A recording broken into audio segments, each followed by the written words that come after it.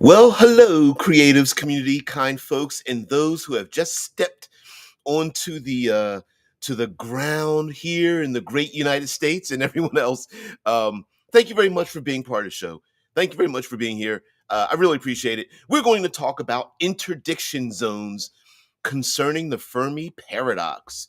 I know it sounds kind of strange, but follow me on this one. Okay, so.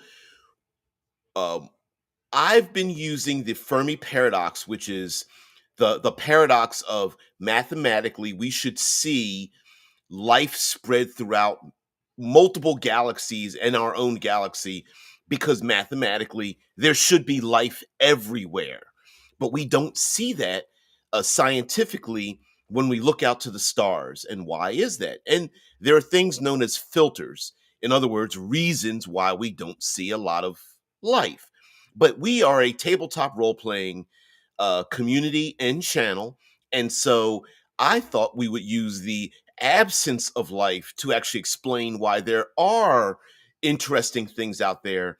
And maybe that absence of life, uh, life and civilization and alien species, not only can we use it for our own world building, but use it even for hard science fiction. Like maybe there aren't aliens, but we could still use the Fermi paradox to explain some things. I mean, Fermi paradox filters to explain some things. And I thought we would use interdiction. Now, mind you, uh, I didn't come up with interdiction. This is actually from a recent episode from Isaac Arthur from Science and Futurism with Isaac Arthur, and talking about he has like 50 plus videos about versions of various versions of the Fermi paradox, and this happens to be one of the most recent ones. And I was like, "Oh, that's actually kind of cool."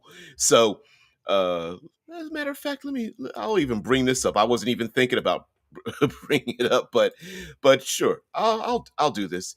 An interdiction zone is the idea that I'm not sure if you can actually see this here, or maybe you can bring it up here. It's the same size. So an interdiction zone is a like having good neighbors that are far away. Sometimes we want to have ourselves some space, some elbow room, and to warn other people, maybe you should stay away. So, um, thinking more like those who live in rural areas with like farming communities, those who own vast acreages of land and space. Maybe there are businesses or sensitive uh, merchandise or construction or processing, or maybe somebody's just very rich and they want you to stay away. Um, yeah, Chai says, yeah. Interdiction Zone sounds like something from Immortal ad vitam. Ever seen that one? I have not seen that one. I haven't seen that one. And it actually sounds kind of cool. Uh, I changed up my layout just a little bit, so I don't know. I'm just playing around with it. Yeah, so, and Shitlord says here, interdiction is from Planescape 2, mostly abyssal. So the actual definition of the actual definition of interdiction is the action of prohibiting or forbidding something, or also the action of intercepting and preventing the movement of a prohibited commodity or person, like the interdiction of an arms shipment or the interdiction of the slave trade.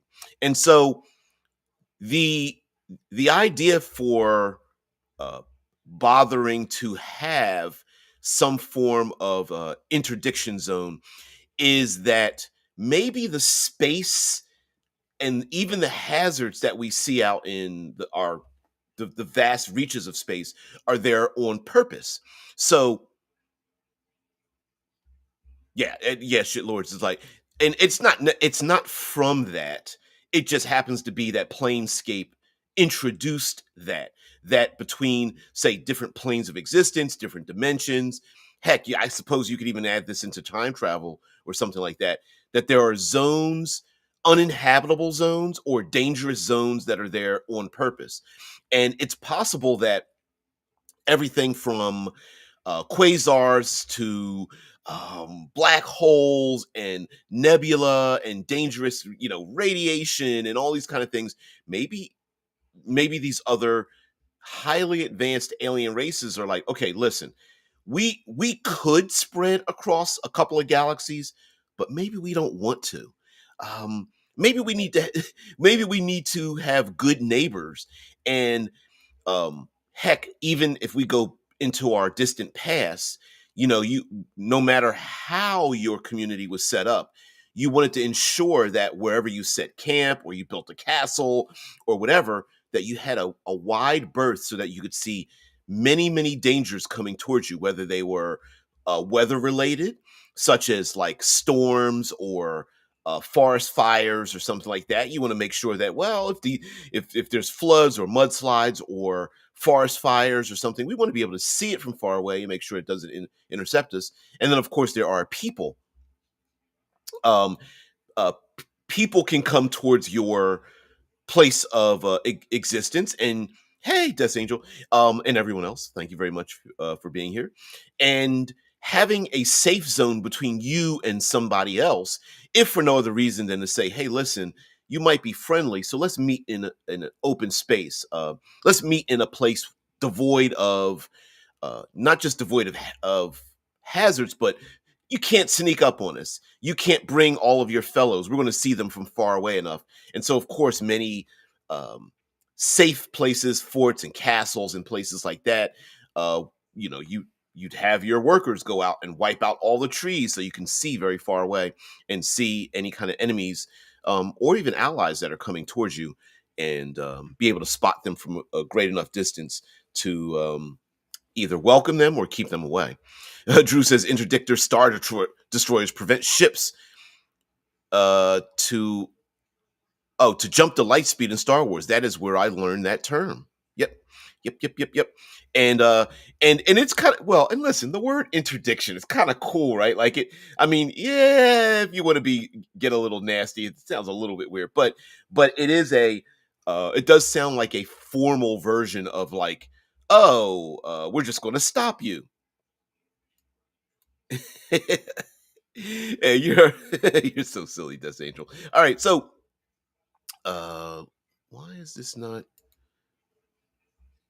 there we go. Let's turn you off there. So the idea of an interdiction zone for aliens could be that an alien civilization hasn't spread like a fungus or a wildfire or something like that across a galaxy, simply because they can, because they understand that, hey, you know what, yes, we could inhabit another 38 planets and or travel to another 57 other lights star systems, but we want to be careful in how we do it.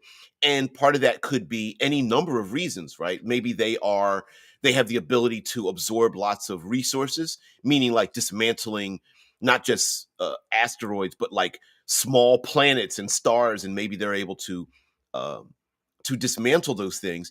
And like people of old, annihilating all of your resources before you even travel is pretty bad.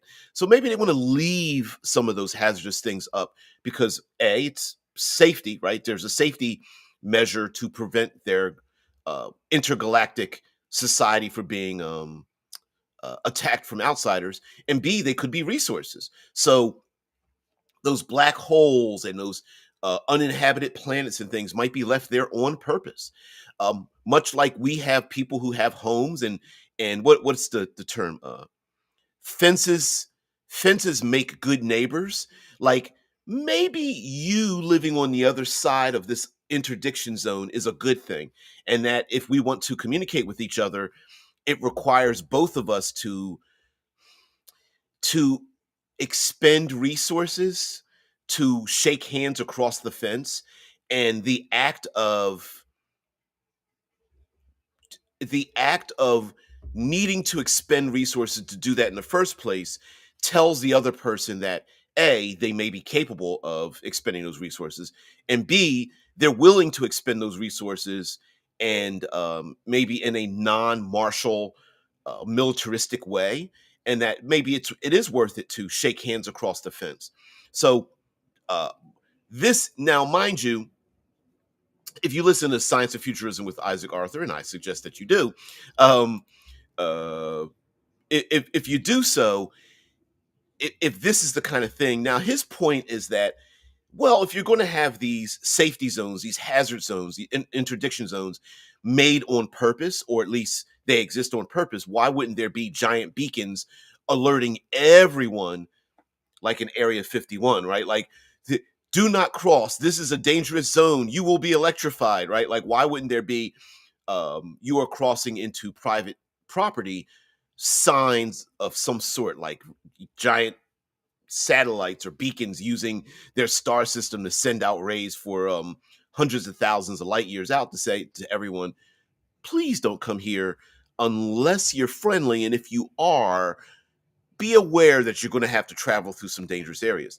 Now, mind you, those beacons could be there for any number of reasons. If the aliens do have beacons, they could just be letting people know, oh, by the way, you're coming into a very dangerous zone with quasars and black holes and binary and trinary star systems and things like that. There could be a warning to say, oh, this galaxy, we're mining this galaxy for its raw materials.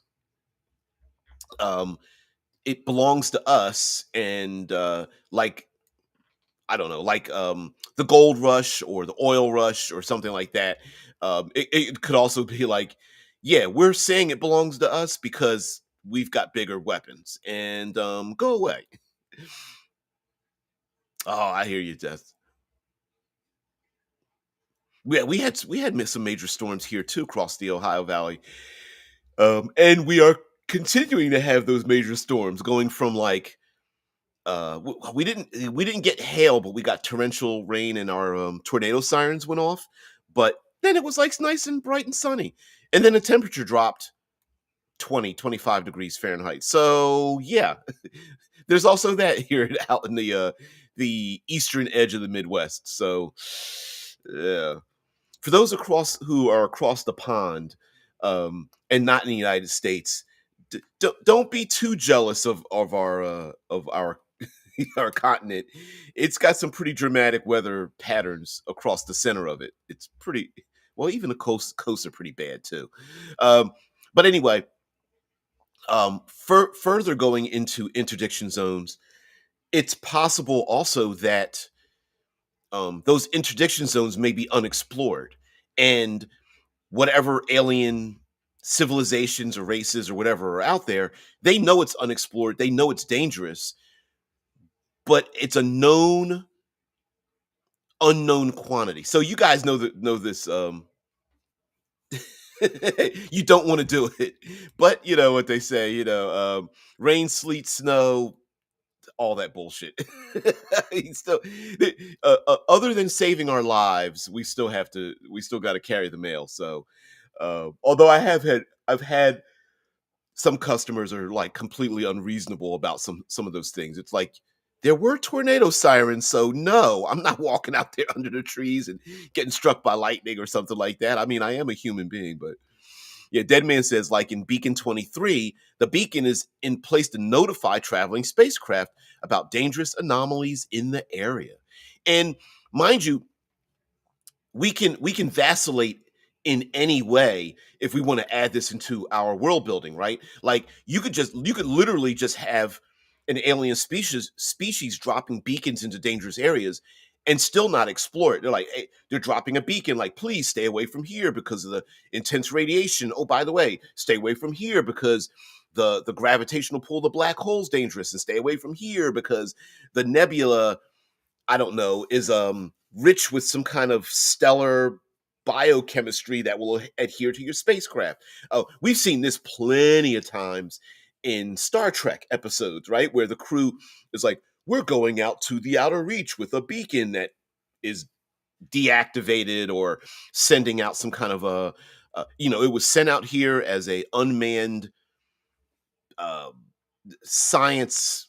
lab or something like that, or to detect certain kinds of radio waves or whatever, and it got disrupted. Jess Angel says, "Yeah, Ohio isn't too far away. I could be in Cincy in less than 5 hours." Yep, yep, yep. Cincinnati, a little south of me, about an hour 45, hour and a half, depending on how you drive. You don't want to speed down 71, up and down 71. It's packed with state troopers going after meth heads. So anyway, and fentanyl. Uh, anyway, so the another reason for having the interdiction zones, of course, could also be um, alien species made. Okay, we like to think as a positive people, we like to think of contacting aliens, and we will go to them or they'll come to us, and we just reach across the aisle and shake hands. And yeah, yeah, rogue pirates of 71. Hell yeah. Ooh. And that may not be the case. Different types of alien species, from just our ability to communicate, to our technology, to our culture and stuff, might clash greatly. As a matter of fact, sometimes this is a strange thing to say. The more we know of people, the more we might actually hate them. And so it could take generations for different alien species who are aware of each other to reach across an interdiction zone, just due to safety. Like, it might just be, all right, you send us a signal, we'll send you a signal, and that could take hundreds of years. And then it might be, okay, we'll send you a probe, you send us a probe. All right, and that might take dozens of years. And then they say, okay, we're going to send specialized astronauts to meet you, and you meet us. And that mission of itself could take 3 or 4 years just to get that hashed out. And then we're going to try to open up communication, and all of that time could be like humanity walking through a swamp, and one person lives in a mountain, somebody else lives in a desert, and there's a swamp in the middle. And how do you do that? Humanity had to cross vast oceans to communicate with each other and try to have trade and things of that nature. And we don't have the ability to control the oceans. We just adapt to what those things are.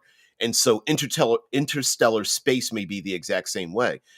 Alien civilizations are like, we don't have the ability to like dismantle black holes. They're just as dangerous to us as for you, and traveling through nebula and exploding stars and binary systems. And but putting up a beacon or alerting people to, like, hey, it's dangerous, here's the best pathway. And oh, by the way, when you get through the pathway, you're going to be on the edge of our civilization, and we're just going to let you know, once you get there, go to that lifeless planet, rest there. We'll meet you there. Don't come into our civilization. We'll meet you in the neutral zone. And that may be those neutral zones may be important. It says, I got mountains and hills near me. Yeah. Well, yeah, mountains and hills are really good at being able to disrupt weather, and have some safe spaces down in the valleys or on one side of a mountain or hill or the other. I don't have that out here. It's look across a vast plain at a storm coming towards you, and nothing you can do about it. So, yeah. Although I'm in a big city, so I'm in Columbus, Ohio, so I have a heat dome, and that really helps disrupt most of the pretty foul weather that hits my northern and southern counterparts. But to talk about weather, that's actually pretty important too. So, talking about having elbow room and neighbors, and good fences make good neighbors as well. If we relate this to people that we relate to as well, sometimes we've had plenty too many stories of neighbors who um, reach across other neighbors' property in various situations. My grandfather, there was a situation where our neighbor had an apple tree, and the apple tree kept dropping apples into my grandfather's property. And me, me and my cousins, myself, when we were young, we go out there with a basket and get all the apples. We the we would literally snatch the low hanging fruit off the tree. You didn't want, I mean, you really didn't want the apples rotting in the ground. So it was a free labor for my grandfather to, hey, kids, go out there and get those apples off the ground. But it was also a great way for my grandmother to boil those apples and make apple pie and sauces and things like that with the apples. And um, there was a little friction at one point because we'd get up on us on ladders and stools, and the neighbor was just like, "You're stealing my apples," and my grandfather was like, "No, your tree is reaching across on our property, and they're just kids, right?"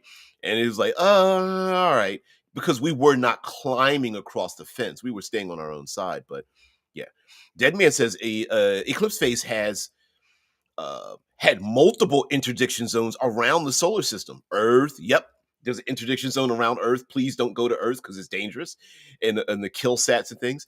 Anyway, Dead Man goes on to say, and Mars having the most prominent ones, but also Mercury and Ipidus, the moon of Saturn, and and those interdiction zones can be there for any number of reasons. Like Earth in eclipse phase, Earth is quarantined. It's like not only is there dangerous stuff on Earth, we don't want that dangerous stuff to leave Earth. And by the way, don't go there. It's quarantined. And so there's I mean, hell, there could have been a alien massive war, and everyone's like, yeah, we threw the equivalent of landmines out in this galaxy. Don't go there. Now, it doesn't have to be a whole galaxy. It could be like a star system or just a planet. Like Dead Man is mentioning, who's to say that there isn't a planet that the that is so dangerous to travel to, like massive Kessler syndrome with debris floating around the gravity well and things like that. Oops, I was meant to leave that up there. Lived there for 3 months. That's awesome. You guys are old grognards like myself. Um, so let's start to translate some of these interdiction zones, these hazard zones, into a little bit more hard sci-fi.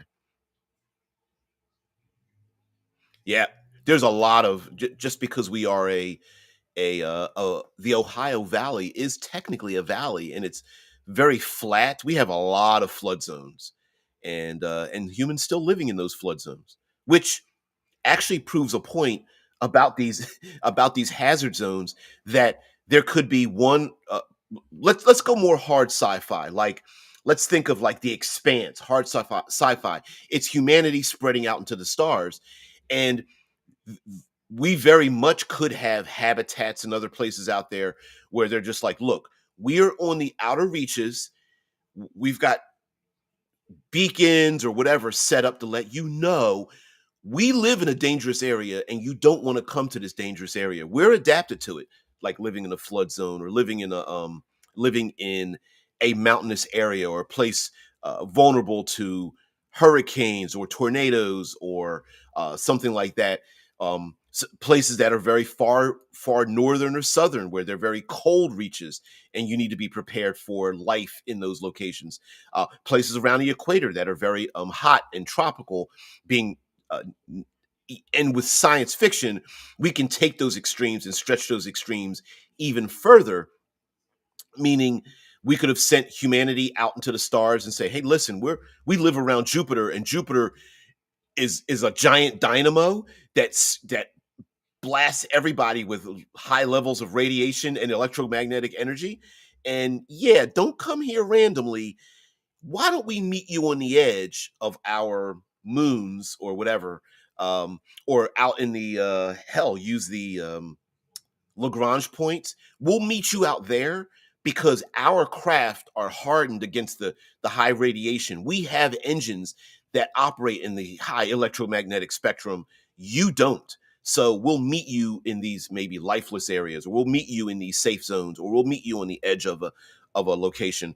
And also, there's what's really cool about storytelling with interdiction zones is the layered introduction to a people we're not familiar with. So, using like Area 51, and I don't know that this exists, but hey, we're just traveling in our car, and oops, there's a fence that says don't cross, military or whatever, and we decide to cross over the fence, and we don't get to see what the military base looks like.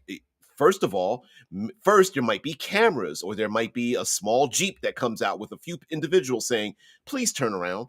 But if that doesn't happen and we get arrested or whatever, maybe then they take us to a small barracks, and then from those barracks they take us to a small community of like a couple of hundred or thousand people. But maybe that isn't even as close as we get. Maybe then we get taken to a place with hundreds of thousands of people we didn't know existed. And then from there, they take us into a subterranean base filled with millions of people, right? And so an interdiction zone could give us different layers of introducing ourselves to an alien race or humanity that has expanded itself, but we don't know what they're doing there. So today, it's very difficult for us to send signals. I mean, we have satellites and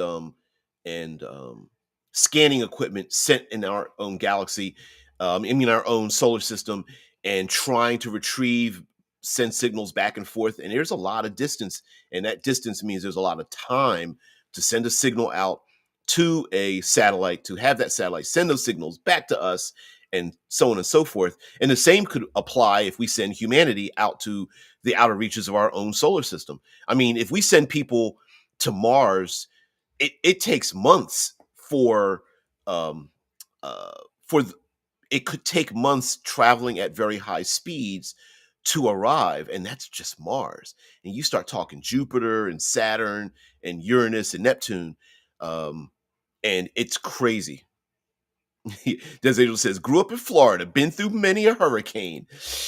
Yeah. There's a slight chance I might be spending large amounts of time in Florida. There's a retirement community built specifically for just retired letter carriers. It's actually called Nowcrest, National Association of Letter Carriers Rest. And Nowcrest is a place I may or may not want to move to. And sorry. I was feeling a cough come on, and that place is in Central Florida. And in my own head, I'm like, I'm definitely going to need like a bug out bag, like a go bag, so that if there's going to be storms or hurricanes, I want to get on the road fast enough to get the hell up out of there, just in case, even if it is in Central Florida. Um, Lived in Las Vegas in '94. Drive around Area 51. It's weird there. Was followed for miles on the highway, and and creepy, but kind of cool. Like, even if you don't use aliens, having the player characters travel to some outer reach. And uh where's the here it is. I still have the magazine here. The Popular Mechanics magazine with every single moon ranked 293 and growing. Sorry, there's a lot of reflection because there's a lot of lights. There's actually 1, 2, 3, 4 lights around me. But anyway, yeah, Shitlord says you need a bug out bag no matter what. Which is true. I get it. I'm lacking in my prepping. So yeah. His Desert says it's all good. My dad was a rural letter carrier. Sweet. Rural letter carriers operate under a different contract than us city folk, but we're all the same. But yeah, 293 moons so far, all of them ranked subjectively, by the way. But even that, with moons, you could even have a society.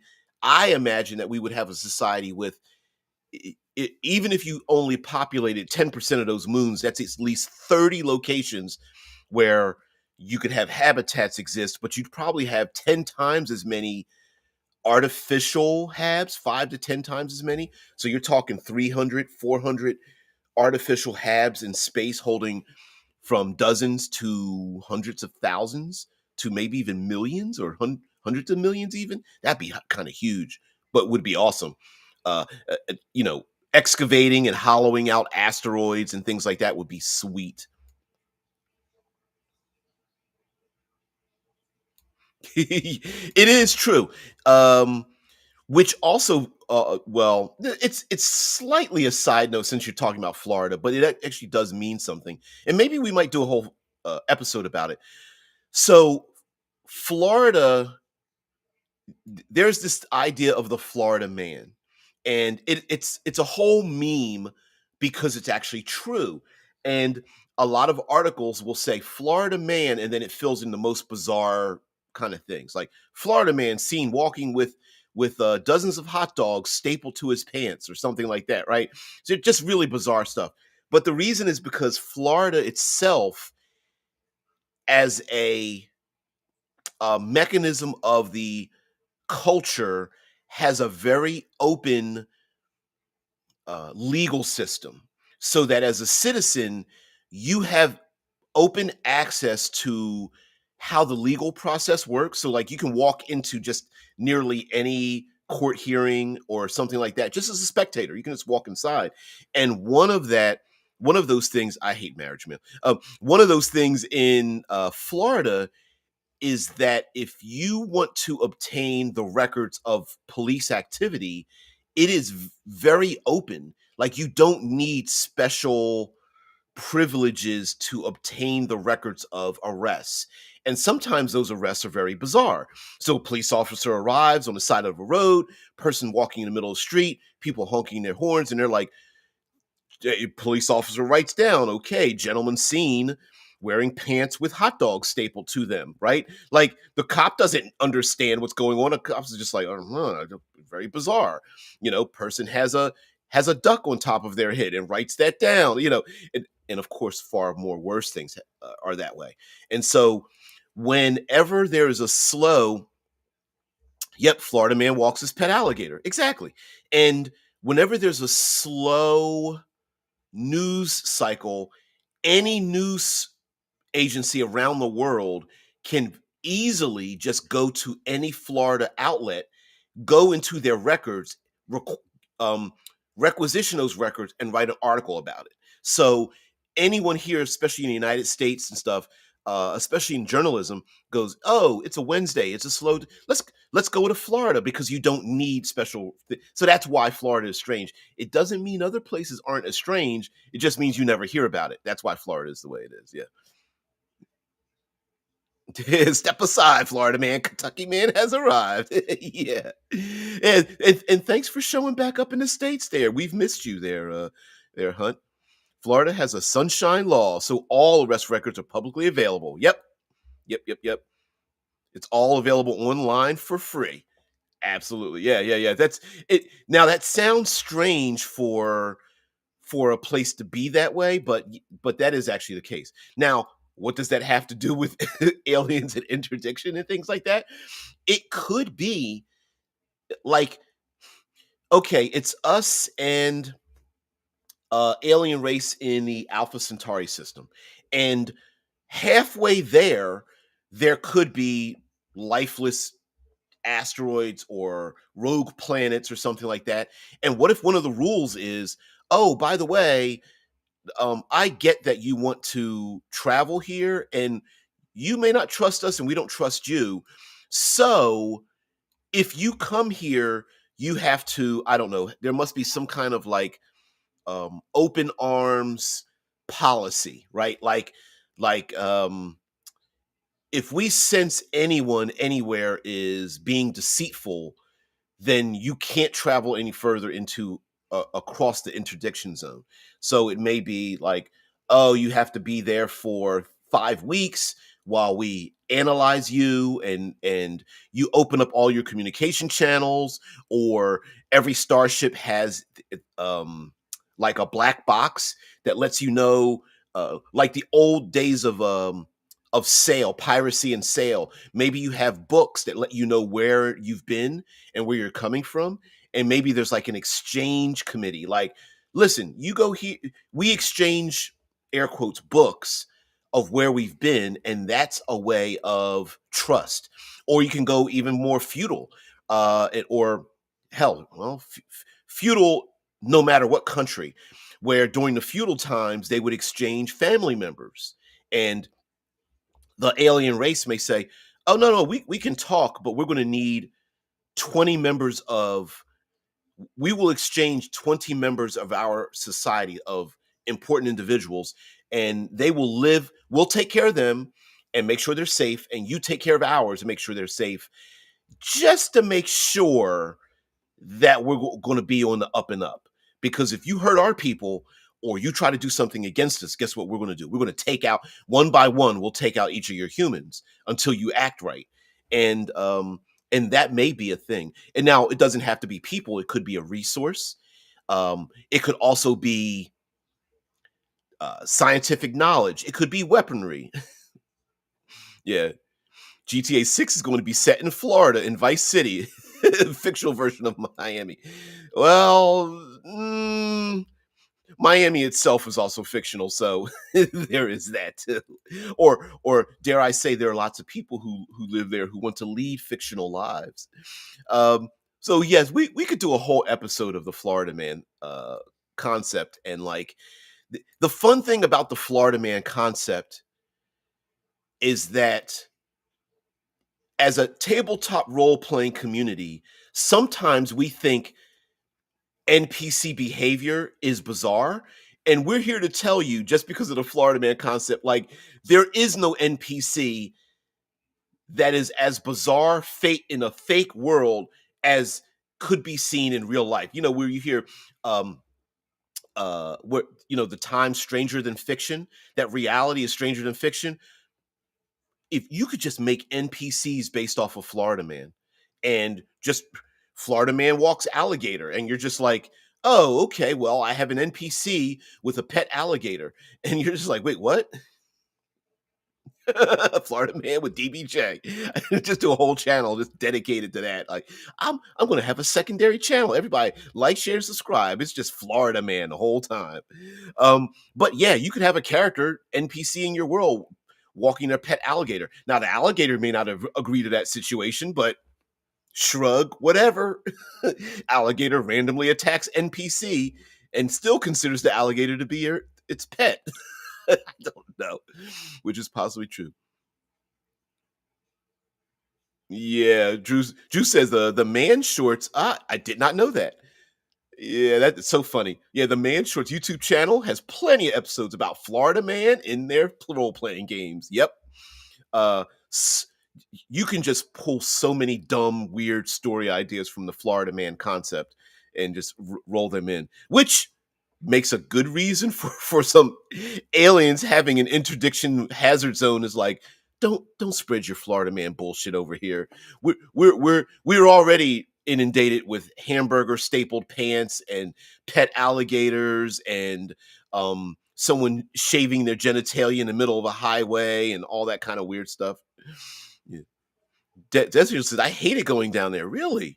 I wound up buying bus tickets for people in Mexico when I got gas on my way to see a baseball game. Like, what? Those are strange words to have to put together in a background, but I like it. But I like it a lot.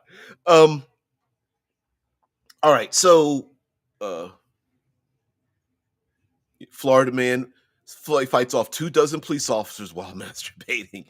That that takes some skill, because is the person continuing to bait while fighting off the officers, or are you doing one at a time, like fight off officers, who got a breathing, let me get back to what I was trying to do, officers then come back in, or do the officers are like, all right, do you want to take this guy down? We need some backup, and all the backup is like, no, you're going to do it, no, I'm not going to try, you try. And then there's other, you got some people like with their cell phones out, like, I don't know if I should put this on Facebook Live. They might ban me for filming this. Oh man. And mind you, there is Florida Woman. Not as many, but there is Florida Woman. So, but most of it is even the Florida women are Florida men. If you understand what I mean, like they fall under the same category. So, um, but yeah. I was figuring he was quick with the one hand action. Hell's yeah, yeah. I got +7 with my sleight of hand action. Yeah, so funny. Check out the GTA 6 trailer on YouTube. I haven't seen it. Yeah, it's like 3 or 4 minutes of Florida men doing Florida things. Sounds like a Red Band trailer.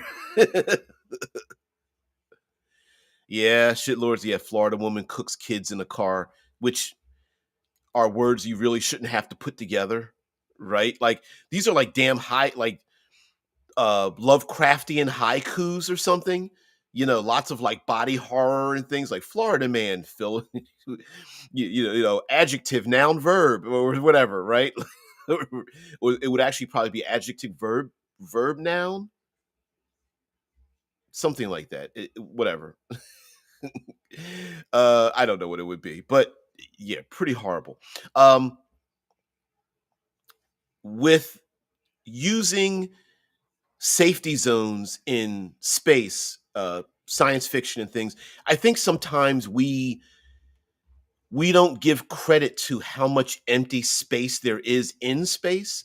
And so players having to navigate first through the empty reaches of space, and essentially there is no such thing as stealth in space if we want to be practical about it, because starship engines, especially if you are doing a flip and burn, when you get halfway to where you need to go, your engines are going to have to slow you down, um, unless you're using more space opera like um, contragravity engines or something like that. But even so, starships spew out lots of energy in order to move their mass. And so you're probably going to be seen from very, very far out. And traveling through an empty, lifeless zone means that wherever you're going, they're going to see you. Now, there may be places to rest or stop along the way. So, for example, um, I could imagine in the asteroid belt, for example, in Obsidian Star tabletop role playing setting, working on with you guys, that the Asturians, not I don't call them belters, but they live out in the asteroid belt. There are in real life there are asteroid families. There are numbers of rocky bodies that are seemingly orbiting around each other within the region. So one or more of those might be a haven for habitat, but the other empty ones might be places for diplomatic purposes. Maybe they are there for uh, warehousing. They could be there for laboratories. Those locations could be used for um, some of those lifeless areas could be used for any number of reasons. And those lifeless reaches are the safety zones. Heck, an airless rocky moon could be strapped with a lot of dangerous explosives or something like that. Um, just so that if they meet anyone, hey, we're going to shake hands in across the fence. We're going to meet in the middle, and that means we're going to land on this airless moon or rocky body and then have a discussion about what the hell's going on, or exchange prisoners or whatever, what have you. And the player characters may need to navigate through two, three, four layers of security to get to where they need to go. And if a player, maybe players can earn the key to get past the lock. Like, oh, they are space rangers. I don't know. Hey, they're space rangers.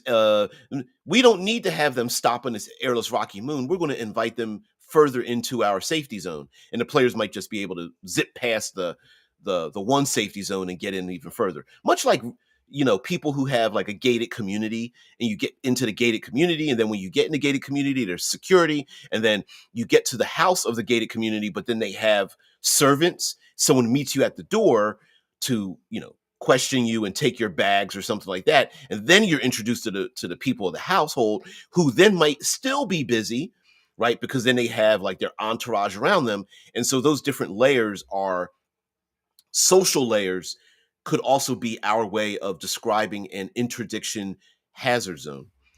To be honest, there are just as many incidents elsewhere as in Florida. Yeah, just the Sunshine Law makes all the records easier to access. That's exactly right. I mean, there are still people, women, cooking their kids in cars in other places there and around the world, but the Sunshine Law is very much a thing. So you know what? Now you got me. Now you got me interested. So yeah. So anyway, guys, thank you for very much for allowing me to just to delve into this kind of thing. Like I said before, um, what now? Can I get it back? I guess I can't get it back. Mm, mm, mm, mm. I wonder why I can't get that back. Come on, share it out. There it is. There you go. Um, so going back to this interdiction, this is from Science and Futurism with Isaac Arthur. That this particular um, this particular Fermi paradox is one in which um, it's I let's see if I can go to it without playing. Would think it pointless or torn. So this particular, why won't it move? What are you doing? There you go. Yep. This particular uh, version of the Fermi paradox is one in which, maybe another filter of this. Yeah. Oh, thanks, there, dude. One filter of this may be that there's an upper limit to how expansive you can make an alien civilization, to the point where, especially if we believe that faster than light travel isn't possible, and we already know that let's see, how far is the Alpha Centauri? 4.367 light years from Earth. So even at um sub light speeds, it could take us hundreds of years to get to, say, Alpha Centauri or Proxima Centauri or whatever, some of these other places that are close by. And if we are a hard sci-fi world, tabletop role-playing community, and we want to use hard science fiction, it's possible. Yeah, Alpha Centauri is a triple star system located just about over 4 light years, or about 25 trillion miles from Earth. While this is a large distance in terrestrial terms, it is 3 times closer than the next nearest sun-like star. And so having an intergalactic society might be pretty difficult when just communication becomes problematic, when it starts moving past hours of communication to days, weeks, months, years, dozens of years, hundreds of years. And so interdiction zones might not be on purpose, like, oh, we just want to put up a big barrier and prevent people from communicating. It could just literally be, we really can't spread much further than our own star, and if you travel to another star system, there's just nothing but empty space and rogue planets. Like, we can't even, we don't even have the capacity to communicate effectively to keep our own culture under one umbrella, like one giant empire, because we move less than the speed of light, far less than the speed of light. So yeah. Now I'm in Tennessee. We've got our own weird folks here. Yeah, Drew says Earth is probably the Florida of the galaxy, and that is the real reason aliens avoid us. Hell yes, I love that idea, and it's probably pretty true, because for every, air quotes, normal population of humans, how many of us are on the extreme edge?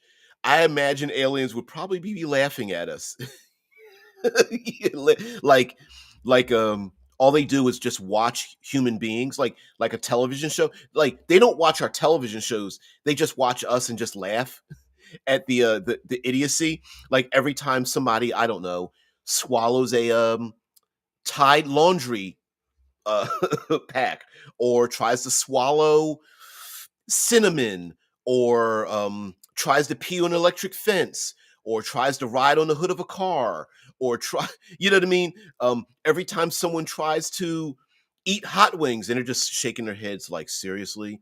These human beings, wow. The aliens are just like, they're like eating their version of popcorn. They're just like, take a look at what they're doing. And someone's like, hey, turn to the Florida channel. And someone's like, well, it's like that everywhere. They're like, yeah, but Florida's the best. Oh, that would be funny. That, it would. it would be pretty funny to have aliens that are very reasonable, but when they meet human beings, they just assume that we're all Florida man, and and every time we like reach into our pockets or like um every time we make a sudden move, they're scared, but not scared because they think we're going to hurt them. Scared because we're going to like do something with our genitalia or like pull out some strange weird artifact out of our pocket and start like smoking it or rubbing it on our bodies or like, you know what I mean? Like the aliens are like, what the hell? And you're like, no, I just wanted to give you a gift. And the aliens are like, a gift? Shit, what could it possibly be? And the aliens are like kibitzing with each other. Like, do you think it's like some weird kind of adhesive? I don't know. Maybe it's some of their body fluids. I mean, they like to give weird gifts away. And then we're just like, it's a book. Yeah, but what kind of book? A history book. Oh, we were hoping it would be like dirty human being pictures or something like that. You guys like to copulate in public and I mean, it would be pretty hilarious, and I think it would be pretty fun to have that like a tabletop role playing game, like a D100 table. Aliens think you are roll random roll. They think you are inserting roll again inserting insects into roll again. Which body part? uh aliens, the only reason aliens do anal probing is because they're just like, well, you guys been doing that for generations, so we thought that's how you guys had fun. And like, no, please don't anal probe me. And they're like, really? Because we went to your neighbor and your neighbor was just like literally pointing at their sphincter like, please enter right here, aliens. Anyway, guys, thank you very much for letting me uh verbal vomit all over the interwebs, and thank you very much for being a spectator in my embarrassment as random things fall out of my mouth hole. Um, oh, also, thank you very much for being part of the show. M squared, what's up? And the heart did show up. Thank you very much. So, guys, thank you so much for being part of the show. I really appreciate it. Thank you very much for tolerating me as well. Uh, I just think it's fun, and I like to have some fun anyway. And um, next week we'll probably do some various different things about, of course, game design. I've been talking about game design, and uh, hell, what was it? The Gaming Gang YouTube channel just did a thing on can you play a role playing game just using the SRD, and talked about that. I would say you could probably. Yeah, happy last day of another fraction of eternity. Uh, so, guys, thank you so much for being part of the show. Thank you. Um, uh, I Anyway, I'm not going to go into it because then I'll go down a deep rabbit hole, and I don't want to go down dark holes. Not yet, not until I get my OnlyFans page up, and then you guys can check me out over there. Uh, I joke. I joke. Whew, you guys take me so seriously. So anyway, guys, thank you very much for being part of the show. Thank you very much for being here. Have a great weekend. Again, your time is very, very valuable here. Thank you very much for spending it with me. Everyone, have a great one. I'm going to take you out with a timer because for some reason this new layout doesn't allow me to have those timing video clips. So, guys, I will be taking you out with a intro timer. So just relax on that one. You guys have a great one. I'll see you later. Peace and tranquility. Bye.